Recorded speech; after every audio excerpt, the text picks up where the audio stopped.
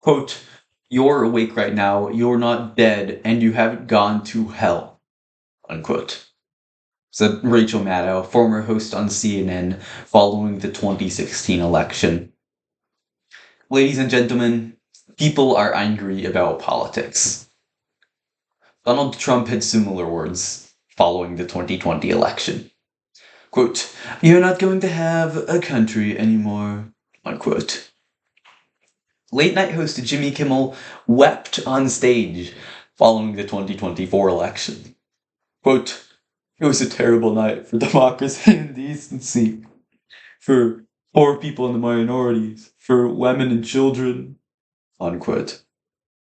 Here, Rachel Maddow, Donald Trump, and Jimmy Kimmel made sensational claims. But they didn't make these claims to solve a problem. Instead, they wanted to cause drama, and they achieved it by displaying shock and anger for the cameras. This is called false outrage. Even though false outrage is designed to be seen by others, it influences them.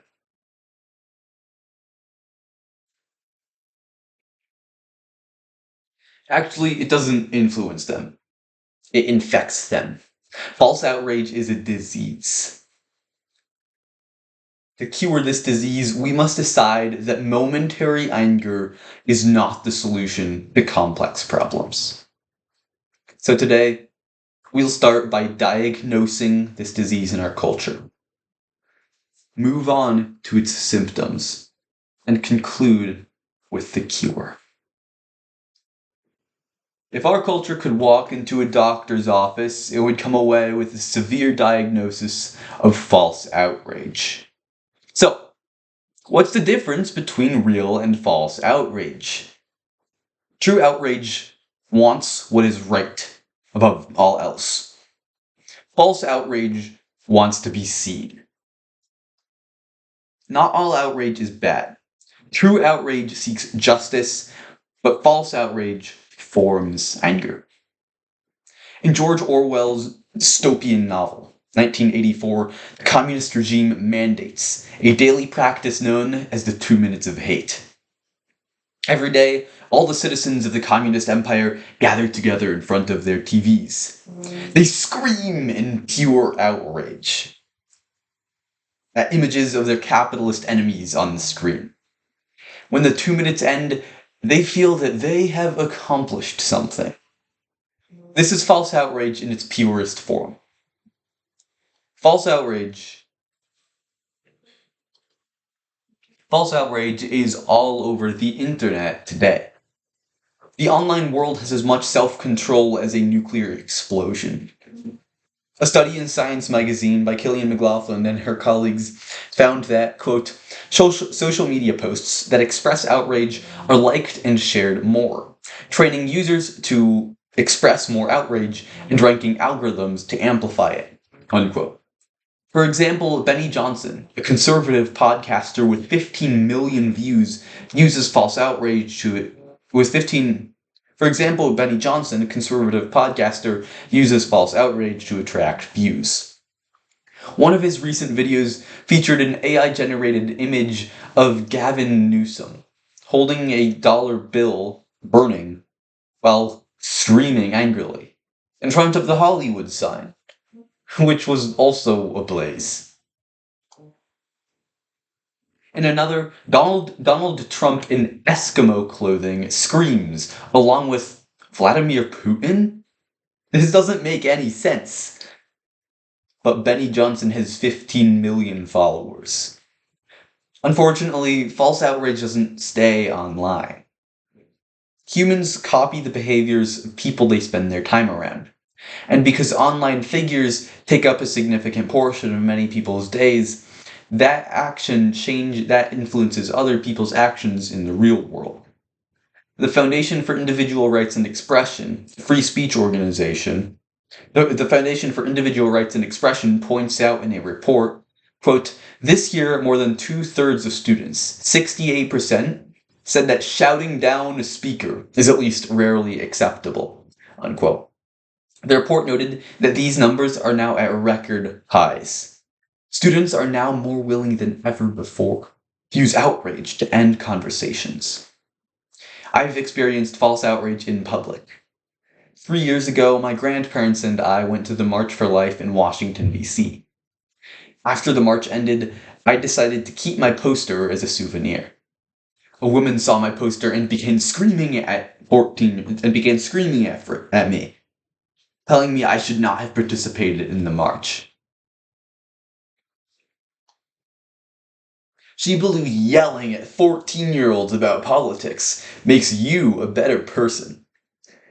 Now that we've diagnosed our culture with false outrage, let's talk about the symptoms. What are the symptoms? Avoiding calm conversations and believing that outrage makes you a better person. As writers for The Minimalist, a blog that encourages simple living, put it, quote, "We've all gotten offended without asking ourselves why, and then used our false outrage to cast judgment upon others.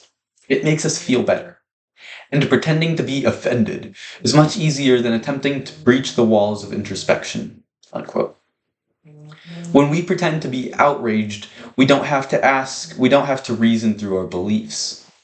Piers Morgan, the British host of a political show with 4 million followers, uses false outrage to avoid hard questions.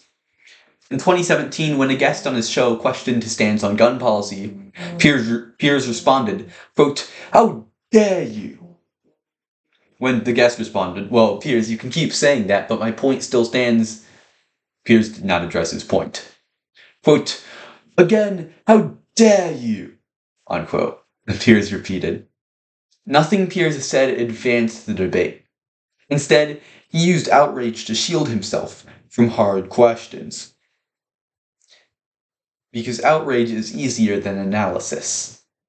False outrage is like hiding under the bed during hide and seek. It'll hide you well, but it's a terrible place to be. Performative outrage is a terrible place to be. I've seen this personally. I was sitting in on a committee hearing at the U.S. House of Representatives, just observing as several experts explained development in nuclear technology. Most of the congresspeople did what you'd expect. They calmly asked questions about nuclear technology. But one congresswoman had a different idea. She was angry about nuclear contamination in her district, so she decided to yell at the experts. Quote, "Let me finish my sentence!" Unquote. She demanded, saying 10 more sentences, as the committee chairman banged his gavel on the table, telling her she was out of order. Eventually, she stormed out of the room. Her anger caused her to lose an opportunity to learn about nuclear power. But she wasn't angry for no reason. She believed she was doing a good work by standing against nuclear power. So here's another symptom.